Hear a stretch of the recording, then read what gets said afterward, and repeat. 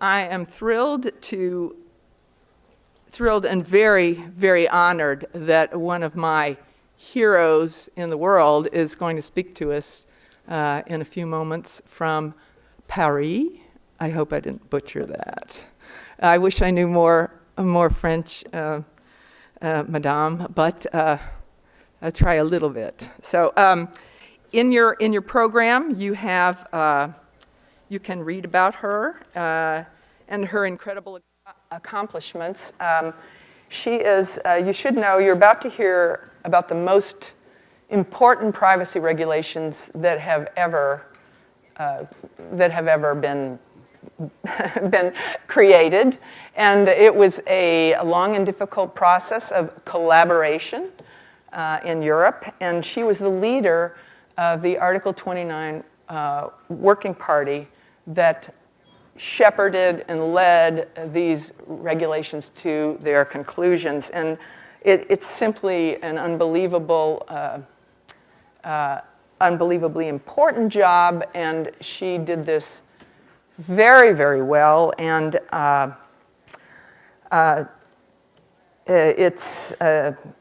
she was reelected by her peers. She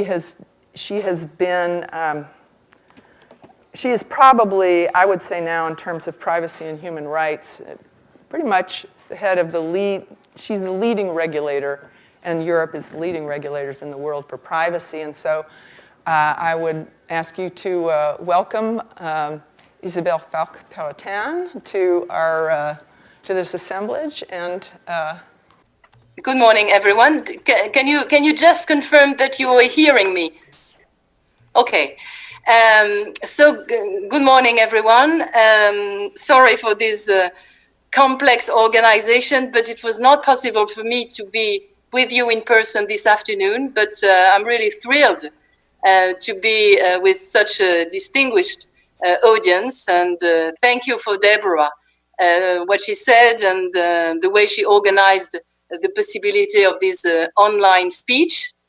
So I've been asked to say a few words on the GDPR and to explain how the GDPR tries to answer to the questions that Deborah has raised in her introductory speech. Let me start by a very simple remark. It's true that in the last 5 years, privacy has become a subject of key interest for all the players, not only as a legal and technical issue, but also as a strategic one. And in all the countries of the world, because of the rising concerns on cybersecurity, because of the new social expectations related to the Snowden revelation, privacy protection is high on all the agendas from business representative, legislators, etc.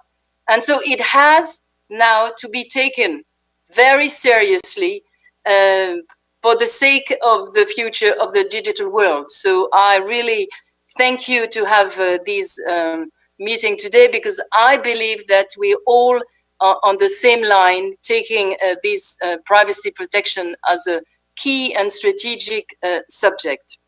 So the European GDPR belongs clearly to this new era, to this new momentum on data protection, and I'm glad to explain how. And what I would like to share with you today is that the GDPR is not only a set of legal and technical norms, it also wants to convey a coherent vision of the future of the digital world, and it is clearly the European contribution to solving problems that Deborah has mentioned and that we all facing and that we clearly have to solve together. And you know that I'm speaking also as chair of the Working Party 29, so I will, and the Working Party 29 is the group of the 28 national European data protection authorities. So I will tell you a few things on what we're doing to implement this GDPR. To get started, I want to share with you an idea that might surprise you, but I really believe it's true. I believe that when it comes to privacy, and if we take a little bit one step back, Europe and the United States have very much in common. In fact, the United States have a long and maybe earlier than Europe tradition of thinking privacy within a humanist perspective. And there is no point for me not to mention in your event the role of Louis Brandeis at the late 90s.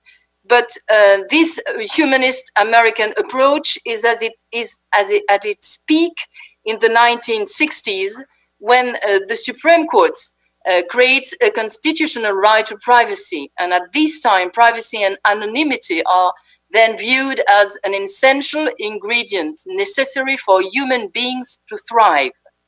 So when we consider America and Europe within large historical scope, it's clear that their interest for privacy has put in the two countries being rooted in a common urge to foster individual freedom. Actually, it's only in the last 2 or 3 decades that European and American ways to deal with privacy have, I would say, moved apart. In the 1970s in Europe, it was chosen to react to the boom of computing by strengthening the protection of privacy, and it was decided to turn data protection into a fundamental right. What does it mean for us? It means that considering that as our lives have gone digital, data protection is not simply a right among others related to some aspects, specific aspects of our lives, but a right related to the very nature of the human being, related somehow to the human dignity. As such, we considered data protection as the basis of other rights, such as the freedom of speech or the right to circulate. In fact, we could consider that it is a primary right related to the deep infrastructure of our modern lives and beings. This approach have, I would say, rather differentiated Europe from the American way of considering privacy, in which it is more a consumer right and in which personal data is more a commodity.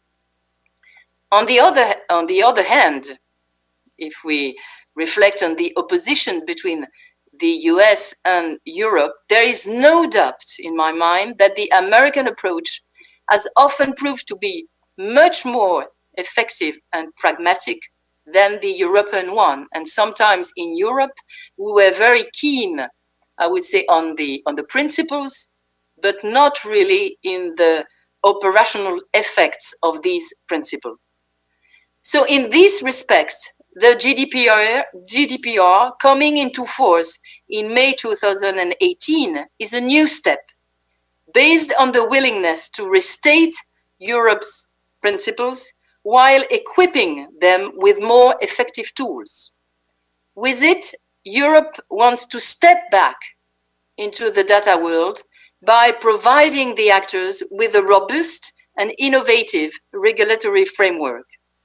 The overall logic of the GDPR rests on the acknowledgement that data, and it was said before, is at the heart of modern life, business, administration, public, private life, the measure and currency of almost everything.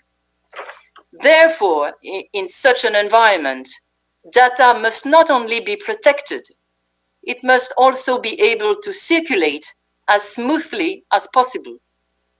This is why the GDPR deeply redesigns the relationship between the regulator and the stakeholders, and the way the data use has to be framed. This relationship used to be centered on the notification obligation for controllers. this notification obligation will be largely lifted up by the GDPR.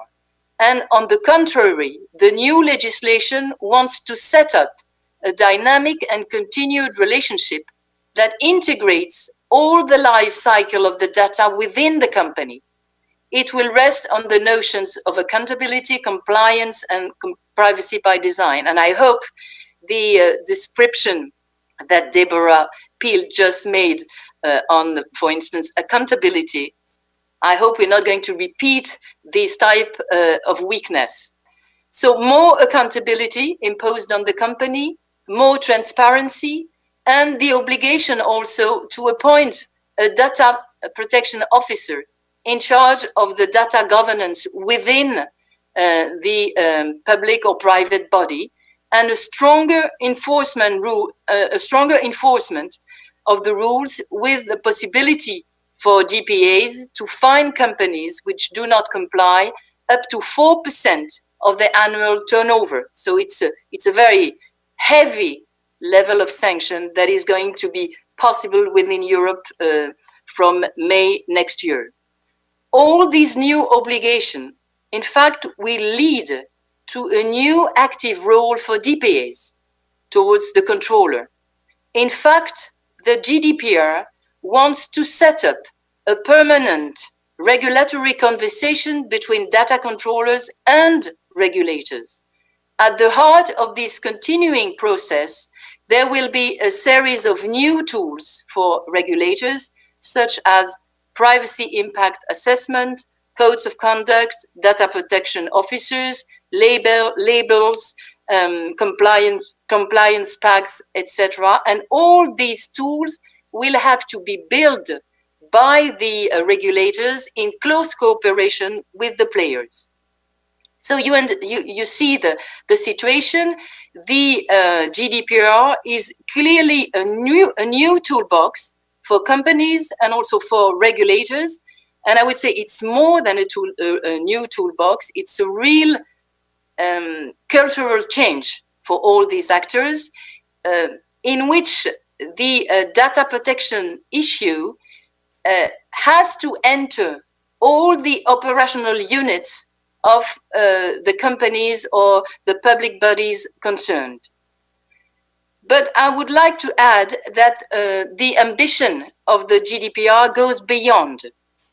It also firmly reasserts Europe's humanist legacy and the willingness to keep the individual and not only the consumer at the center of the digital world.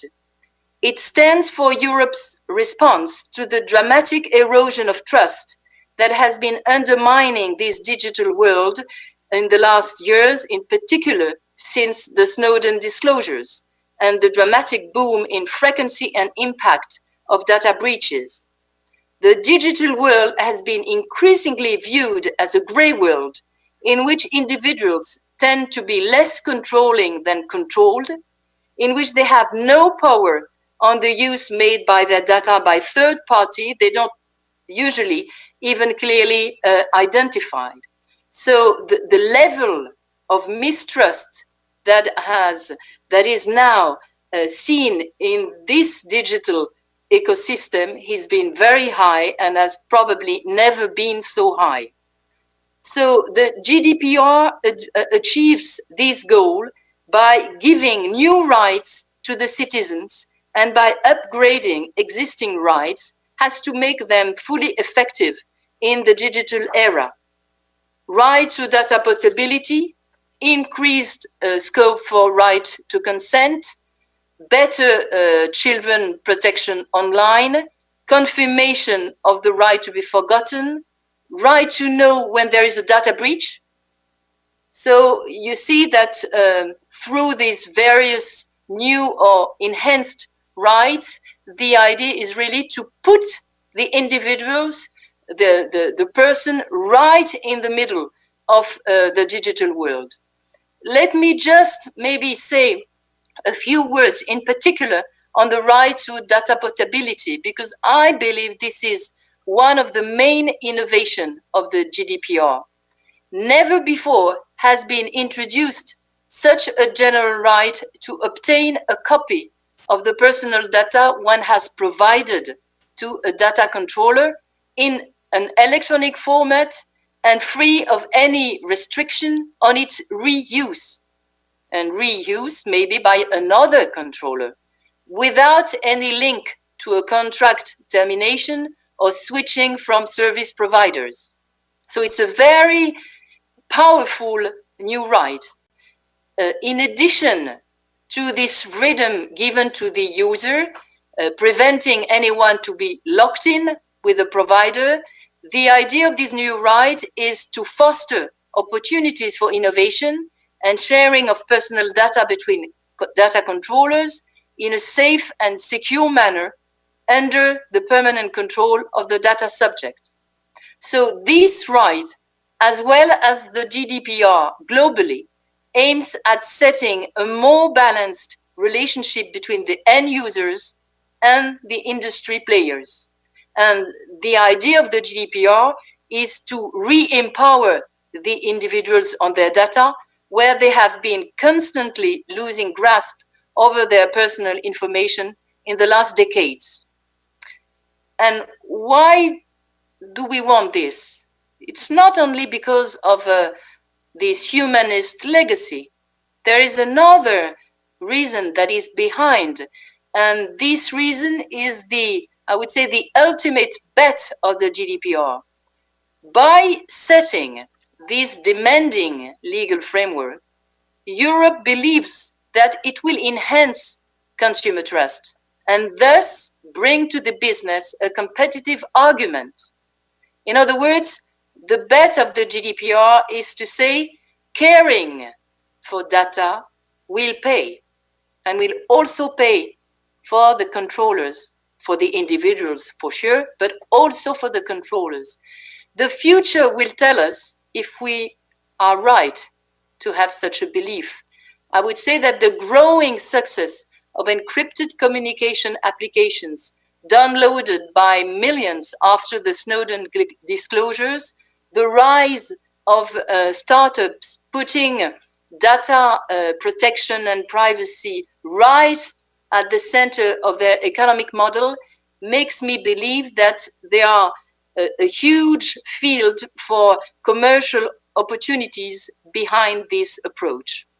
So you see, the main ingredients now of the GDPR recipe: more responsibility for the controllers, data as an investment and not as a commodity, and new culture and tools, operational tools for regulators and for private and public entities. Of course, the GDPR right now is only a text. It's a legal monument. It's a very interesting, but it's only a text right now. And all these changes will take time, and they will require, no doubt, high investments from the organization, for the regulators, in terms of IT, in terms of HR. We were speaking of data protection officer. If we want the data protection officer to be a real data governance man within the private sector, within the companies or the public sector, this DPO needs to be equipped with real means and should be at the right level in terms of seniority. So there is a lot of changes to be conducted within the data controllers, for sure. And we all have to be ready by May next year, which is very, very short. So the Working Party 29 is working very hard to help all these process to be set up in the public and the private entities. And maybe I will comment through questions if you have on this, but we are providing to the controllers guidelines on the key articles of the text, because as I said, the text is rather complicated to understand and to implement sometime. And so we are issuing guidelines on the key articles of the text, in order to keep the objective of harmonization in the next months, and we are assisting the players with all these new compliance obligations. Now, having described more or less the GDPR, I want to insist in the second part of my speech on the global significance of the GDPR, I would say, beyond the borders of Europe. First, this regulation clearly will have extraterritorial effects. In particular, with the new criteria of application of the European law, the criteria so-called targeting criterion. It's an innovation, it's a new thing. It means that European law will now apply when a European resident is targeted by a data processing, even if the controller is not established in Europe. For instance, a website edited from a non-European country, but using Euro payments or practicing European languages, will have to comply with the GDPR for its European customers or users only, of course. But it will have, if it is operating in Europe, to respect the European regulation. And I would say that all the international companies operating in Europe should be aware of this change, because I give you not confidential information, but I can tell you that a lot of our work today, when we're speaking with, I would say, international actors, is to discuss with them whether the European law is applicable or not applicable to them if they are not established in Europe. Tomorrow, this discussion is over. Once they are targeting a European citizen or a European resident, they have to respect the European law. But this is one aspect of the extraterritorial effect of the GDPR. There is another one that, in particular, American companies today must be aware of. It is our new governance model. Governance model means the way the European national regulators are going to work with each other on cases of common interest. Indeed, international companies operating in several European states will be offered the possibility to speak only with one single supervisory authority. This is the one-stop shop, the authority of its main establishment. This lead authority will play a key role in case of discussion about PIA, about accountability programs, and of course, in case of complaints.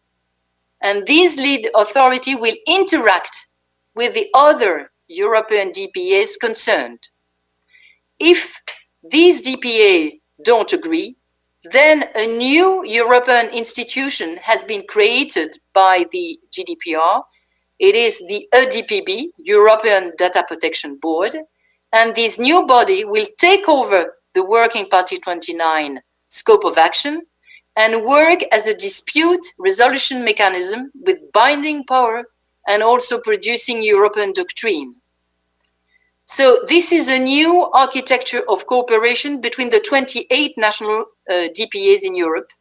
And this new architecture of cooperation wants to innovate somehow by combining decentralization of action at the national level with very strong DPAs, high level of fine, equalization of powers between DPAs all over Europe, but also integration at the European level when it's necessary to co-decide on trans-border cases. This possibility to co-decide at 28 regulators, it is something that is unique in Europe, very innovative, and I would say very helpful, I would say, to discuss towards large international players. Right now, the Working Party 29 is preparing all the legal and operational blocks for this model to be activated in May 2018. As I said, I guess it will help Europe to be more credible towards international actors, with a view to ensure that data protection rules all over the continent are commonly and evenly interpreted by all the DPAs. And I think it's also a good service for foreign companies with the system of one-stop shop. Finally, and I will finish by this, and I'm sorry if I've been a bit long, the GDPR is also an answer to the rising globalization of the world. Our questions are more and more global. The companies, the private companies, they want more and more global answers from regulators, how to secure cross-border data flows, how, on the other hand, to avoid the risk of balkanization between the different national or regional answers, regulatory answers. And we see that this second question is of vital importance right now. And in front of these questions, I would say there are two types of answers. The first answer would be to say we need to set up a worldwide governance based on global standards, and it has started within the privacy community in Madrid a few years ago, but it will take time. The second answer, maybe more operational and pragmatic, is to promote interoperability between the existing regional legal frameworks. And it's not less ambitious, it's maybe more pragmatic, and we have already started to do this in the last 5 years, in particular between the United States and Europe, for sure. And the safe harbor somehow is a bridge between our two systems, and we also have been doing this towards the Asian Pacific zone when we have agreed on a common referential between the way we are framing our exportation of data, transborder data flows, and we agreed on the articulation between the BCR, which is the European tool, and the CBPR, that is the APEC tool. But the GDPR goes clearly into the direction of interoperability, and it is precisely designed to go into this interoperability and to foster dialogue between the various regulatory answers. First, in itself, I would say the GDPR is a product of hybridization between the different legal systems. Compliance, accountability, DPO, data breach notification are coming from the United States system. The American system, privacy by design, is a Canadian-born notion. So we are exchanging tools, and I think it goes into the right direction. But the GDPR, I think, wants to go further. It explicitly fosters international cooperation and wants to facilitate the building of bridges with our European and international counterparts. In fact, through the GDPR, if I was to sum up, we want to strengthen European efficiency and identity, but we don't see ourselves as a fortress. We definitely want to be part of a network, and we want to develop this bridge towards the other pieces of this network. So now here is my conclusion. I guess I have the feeling that the European GDPR is an answer to problems raised globally in similar terms in all of our countries. All over the world, we are facing the same growing expectation from the civil society. And these concerns are going to put always more pressure on the governments, on the regulators.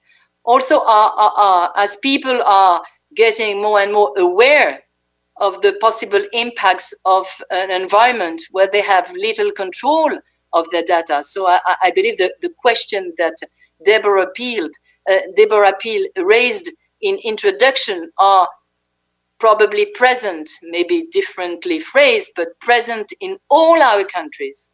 And the answers can be common. Think of the right to be forgotten.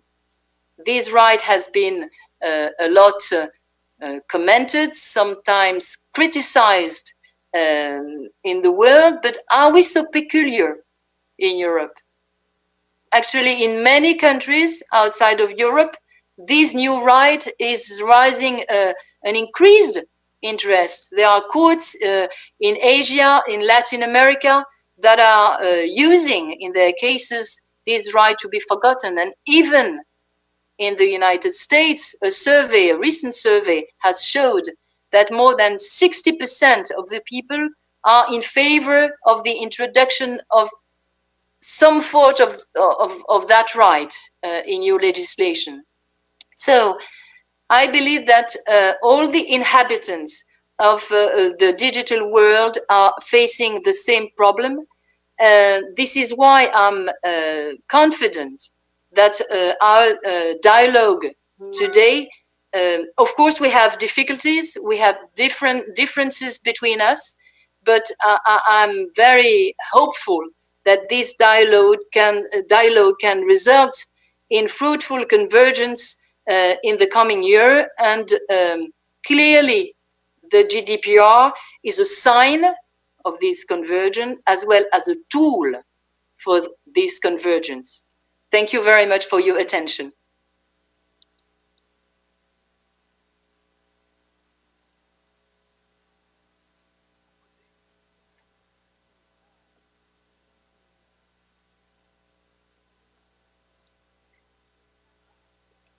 Write them down, raise your hand, and someone will bring you a card. We have to type them in, so if you've got a question, that's the best way to do it.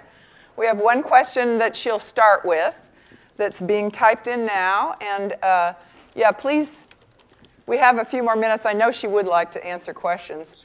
Amber, back this way too. Someone will bring you a card. We have to type them in. Okay. All right. Yeah. Shall we? Yeah, please answer. Can we tell her? Go ahead and answer.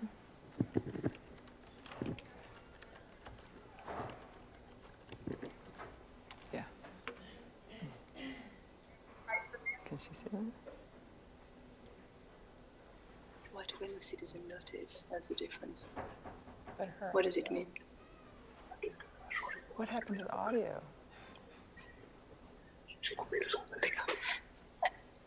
How do we get the Deborah, do you want me to answer the question now?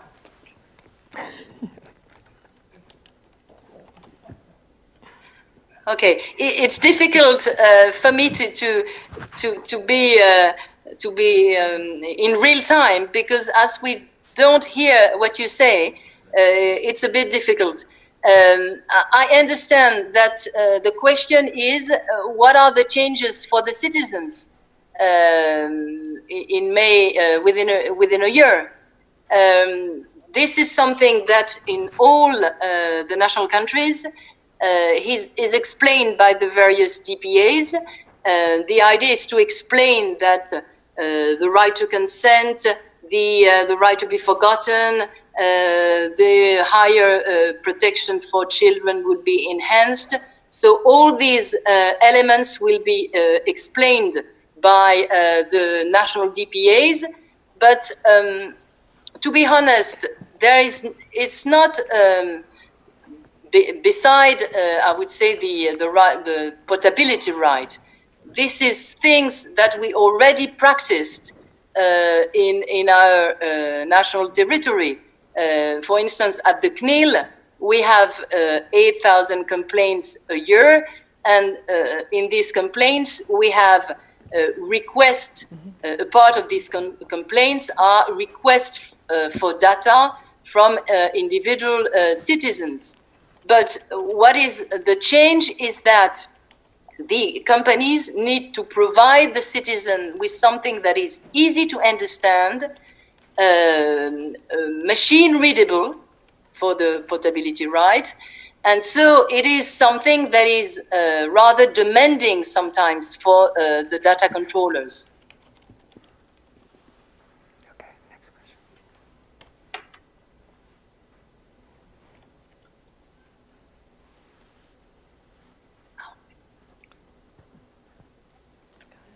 So the next question will be, how will enforcement be conducted? Okay, alors, the second question is about enforcement. How will enforcement be conducted? Is there funding? Will there be random audits? I don't know exactly what means funding.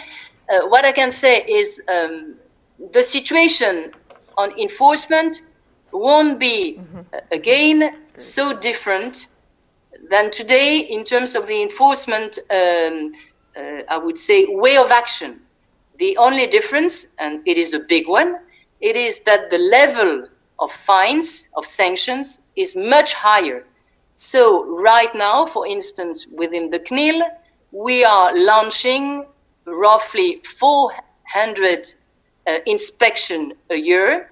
And within this 400 inspection a year on very different types of treatments, we are pronouncing, I would say, 15 real sanctions per year. So tomorrow we will have the same situation with the possibility to fine at a very higher level and with a new dimension of our enforcement action, that is the European dimension. A part of the case we will have to deal with will be trans-border cases. So it will mean that we will have to cooperate systematically with other DPAs in order to come to a common approach on these cases with our colleagues. And if, as I said, it's difficult to converge, then there will be the possibility to call for the EDPB, and this EDPB will pronounce will have a binding decision. So this is the architecture. Will we be random audits? It is possible to have random audits, yes, for sure. And in some countries already, you have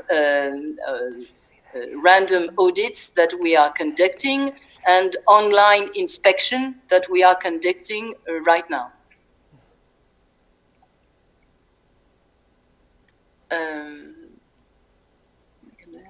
Thank you. You all can read the question, right?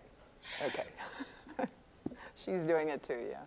Alors, the question is now about GDPR. Will GDPR be copied in other parts of the world? This is a possibility.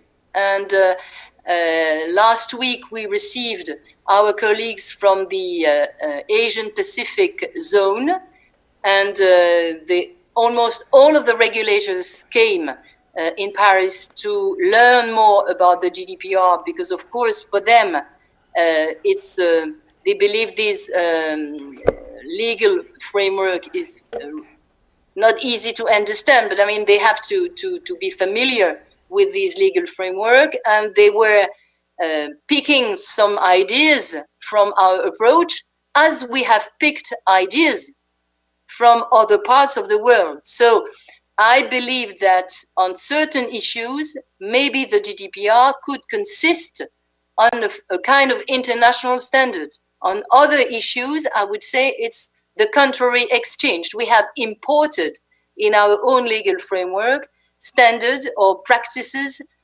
from other parts of the world. Is it good for European market?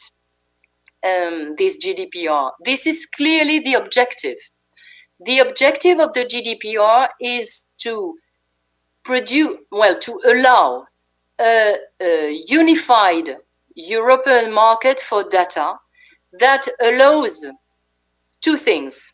First, the data to circulate, which is the key issue of the digital era. If the data is not able to circulate, it's going to be very difficult to be active in this environment. But at the same time, to say it is possible to do this without renouncing to our humanist legacy, and we will do both. So we will activate the possibility of circulation, but also we will also strengthen the privacy rights. So this is the bet of the GDPR. I have the impression that it's a sensible bet, and that there are elements in the last Las Vegas CES, the meeting in with all the innovators meeting in Las Vegas at the beginning of each year. You have all these startups, all these people coming with treatments, services in which data protection is right in the middle of the, I would say, the commercial argument. And I think it's probably an expectation from the consumers now. They don't want to renounce to all the digital services, but they want to have the possibility to trust this ecosystem and to control the use of their data. So I think it's a balance to find, and clearly the GDPR wants to be on this fine line. Will it handicap the European actor towards the international actors? Again, the answer for me is more or less no, because of these new targeting criteria. Because, as I said, if you are established in Europe, or if you're not established in Europe, once you target European consumers, you have to respect the European law, which somehow re-establish the level playing field between European actors and international actors. I'm looking if you have any other questions.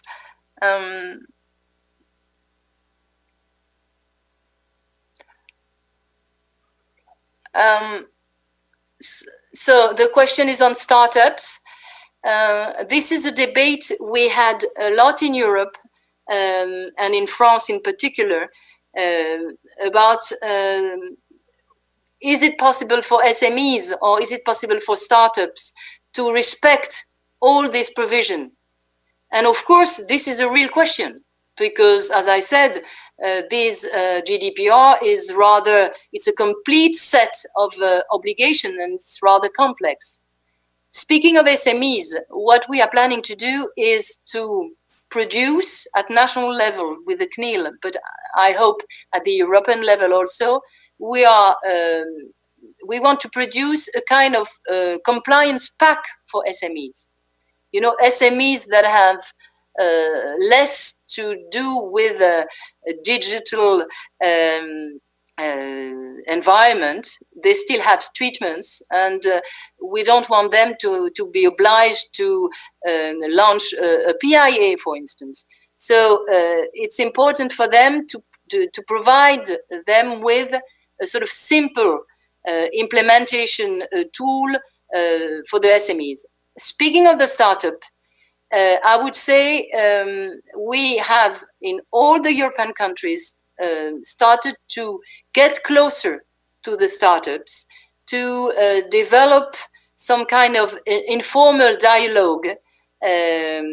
For instance, in Paris, there is a huge place where you have all the innovators and the startups and also the big companies that are getting together, and we want to have a sort of a permanent presence there. So we are discussing with them in order, again, to make them think that there is no opposition between innovation and data protection. On the contrary, it is possible to reconcile the two and to build maybe a more robust innovation, integrating the privacy by design somehow. So we will see, but that's the idea with the startups.